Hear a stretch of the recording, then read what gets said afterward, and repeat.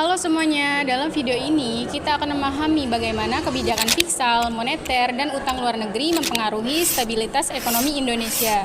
Dengan tantangan global yang terus berkembang, penting bagi kita untuk mengetahui bagaimana pemerintah dan Bank Indonesia bekerja sama mengatasi ketidakpastian ini. Kebijakan fiskal adalah alat yang digunakan pemerintah untuk mengatur pengeluaran dan pendapatan negara, seperti melalui pajak dan anggaran belanja. Misalnya, defisit anggaran Indonesia yang diproyeksi mencapai Rp 616 triliun pada tahun 2025 yang sedang dikelola dengan cara penerbitan surat berharga negara atau SBN dan obligasi biaya. Langkah ini dirancang untuk memastikan bahwa kebutuhan ekonomi tetap terpenuhi tanpa membahayakan stabilitas fiskal jangka panjang. Setelah nyata kebijakan fiskal, pemerintah ingin membangun lebih banyak jalan tol untuk memudahkan transportasi dan meningkatkan ekonomi daerah. Karena tidak cukup uang dari pajak, pemerintah menerbitkan surat utang atau SBN yang dibeli oleh investor seperti bank atau masyarakat. Uangnya kemudian digunakan untuk membangun jalan tol. Dengan kata lain, ini seperti meminjam uang untuk investor besar, tetapi pemerintah harus memastikan utang ini bisa dibayar kembali tanpa mengganggu keuangan negara. Di sisi lain, kebijakan moneter berfokus pada pengendalian suku bunga dan stabilisasi nilai tukar rupiah.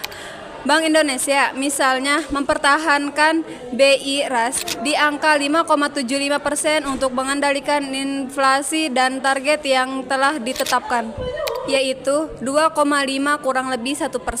Langkah-langkah ini mendukung pertumbuhan ekonomi sembari menjaga daya beli masyarakat. Contoh nyata dari kebijakan moneter, ketika harga barang mulai naik terlalu cepat inflasi, Bank Indonesia menaikkan suku bunga pinjaman. Misalnya, jika Anda ingin mengambil kredit rumah, bunganya akan lebih mahal sehingga orang-orang cenderung menunda belanja besar.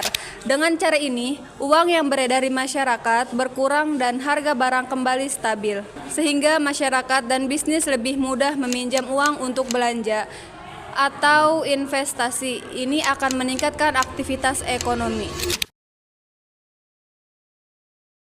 Utang luar negeri Indonesia saat ini mencapai lebih dari 427,5 US dollar miliar, menunjukkan peningkatan tahunan sebesar 5,1%. Meskipun utang ini penting untuk pembiayaan pembangunan, risiko yang dihadapi termasuk tekanan pada nilai tukar rupiah dan kenaikan beban bunga.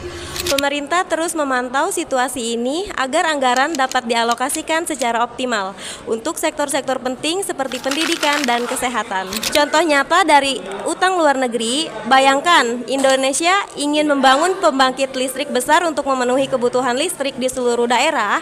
Karena biaya sangat mahal, pemerintah meminjam uang dari negara lain atau lembaga internasional seperti Bank Dunia. Utang ini digunakan untuk proyek besar yang diharapkan akan mendukung perkembangan ekonomi dalam jangka panjang.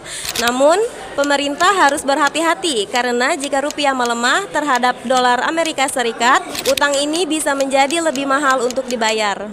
Penutup, sinergi antara kebijakan fiskal dan moneter sangatlah penting untuk menjaga stabilitas ekonomi, terutama dalam menghadapi dinamika global.